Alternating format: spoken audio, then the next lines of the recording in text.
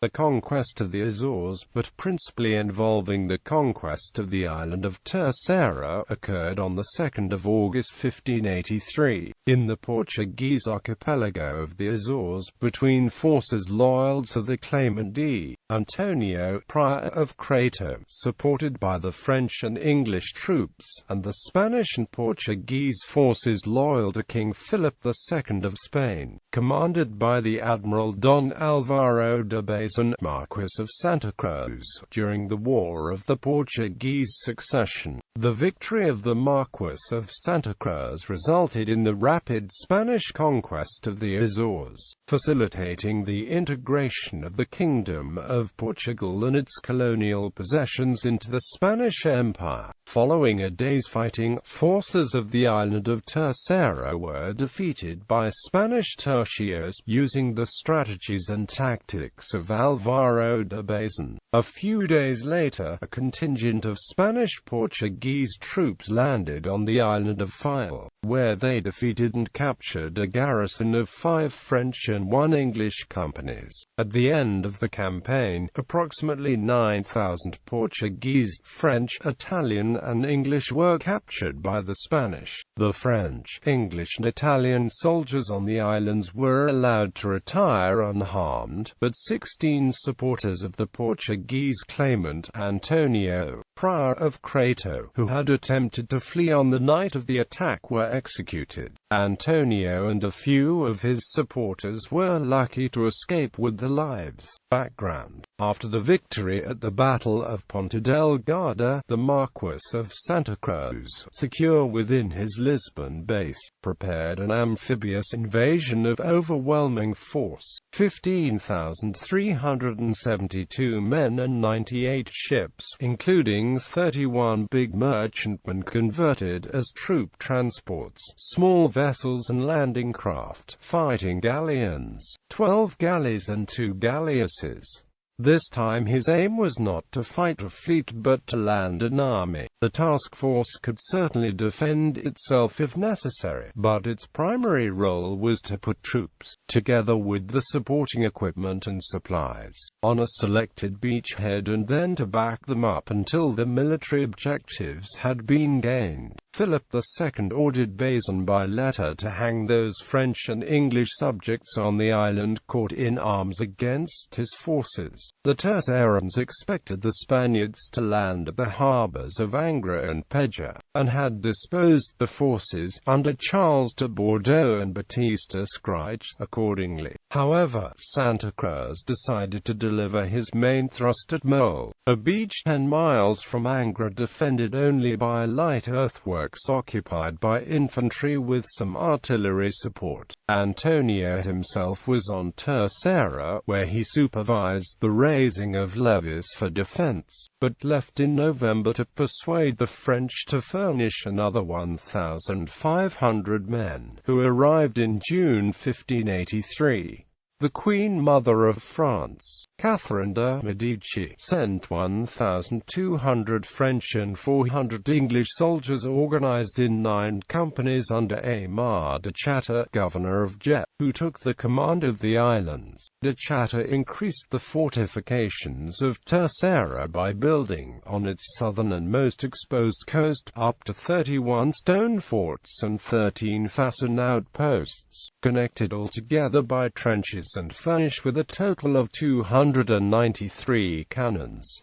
The quality of the defending troops was diverse. The French and English were veteran soldiers, while the local militia under the command of the governor Manuel da Silva was unreliable for the battle. On the other hand, most the Spanish troops, which included 3 tercios, 1 German regiment of 4 companies, 3 Italian companies and 1 Portuguese company, were well-disciplined veterans of the Dutch revolt. Landing: the Spanish army landed on Caleta das Moas, next to Angra, at the early hours of the 26th of July. The date for the landing was selected because it was the first anniversary of Bazán's victory over the French fleet at Ponta Delgada. At 3 a.m. the Spanish galleys headed to the beach with the landing crafts on tow carrying 4,500 soldiers aboard. Bazán in person commanded the operation. The beach was guarded by the fort of Santa Catarina, garrisoned by a French captain, Bourguignon, with 50 Frenchmen and 2 Portuguese companies.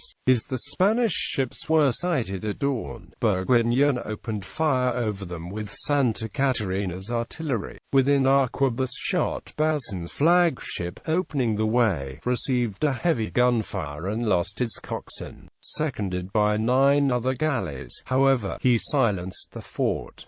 The landing craft sailed to the beach and put the infantry on land. One of the first men to reach the shores was Rodrigo de Cervantes, brother of Miguel de Cervantes. They were met by an arquebus fire directed from the trenches and ramparts, which caused 35 fatalities and many wounded. The fort was then carried by assault with scales, and Bourguignon and 35 of his men slain. The capture of Santa Catarina allowed the Spanish to land what remained of the infantry, supplies and 6 cannons, and to easily take the control of the heights surrounding. Then, Bazán ordered the advance of the force towards Vila da Praia to meet the French army. De Chata also gathered his troops and went to the encounter of the Spanish with 8 cannons. Battle. Bazán formed his army into 3 lines, the Germans on the right wing and the Spanish on the left. The vanguard was formed by sleeves of arquebusiers which met a heavy resistance in the hedges and fences of the ground. For there, De Chata launched fierce counterattacks and managed to break the Spanish first line several times. However, Bazán reinforced his arquebusiers with German pikemen and held the ground. By the afternoon, Manuel da Silva arrived to the battlefield with 1,000 Portuguese soldiers and a herd of cows to launch over the Spanish battalions. De Chata felt himself strong enough to renew the attack.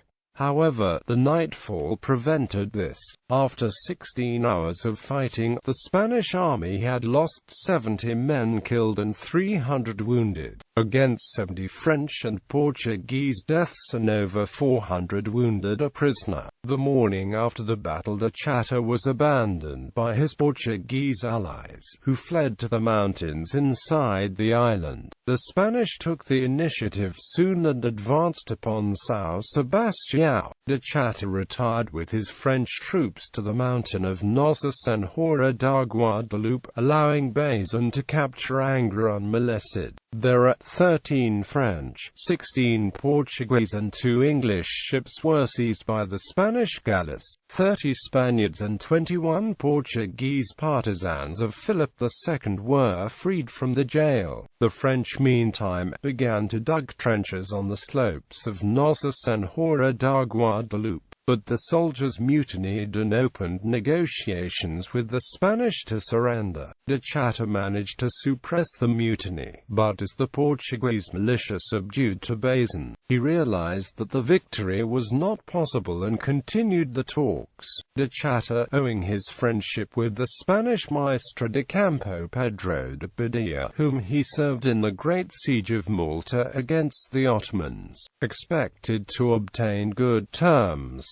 In the end, however, only the officers were allowed to keep the weapons. The English and Italian soldiers were included in the negotiations, but not the Portuguese rebels. Faial. On the 30th of July, Pedro de Toledo sailed from Angra with 12 galleys, 4 patates and 16 pinnaces with 2,500 soldiers aboard, to seize the island of Faial, where 400 of 500 French and English soldiers still held out, supported by the locals. Toledo sent an emissary to negotiate with the foreign troops, but the Portuguese commander, Antonio Guedes de Souza, murdered him. Toledo landed his troops and took the fort of Santa Cruz. The French and English soldiers were given the same pacts than De Chata's men on Terceira, but Guedes de Souza had his hands cut off and was hanged in retaliation for the emissary's death. On 8 August the Portuguese governor, Manuel da Silva, was beheaded in anger by the executioner of the German regiment. Consequences. With the conquest of the Terceira island, the Azores Islands were completely controlled by the Habsburg king, Philip II of Spain, and the war ended with the complete incorporation of the Kingdom of Portugal and its colonial possessions into the Spanish Empire. D.António returned to France and lived for a time in Rueil, near Paris. In 1589, the year after the Spanish Armada, he accompanied an English expedition, supported by the United Provinces of the Netherlands, under the command of Sir Robert Devereux, Earl of Essex, Sir Francis Drake and Sir John Norreys, to the coast of Spain and Portugal, where the English Armada was forced to withdraw. Fear of spies, employed by Philip II of Spain, drove D.António from one refuge to another until he finally went to England. Elizabeth I of England and her advisers viewed with trepidation the rising tide of Spanish victories in 1583.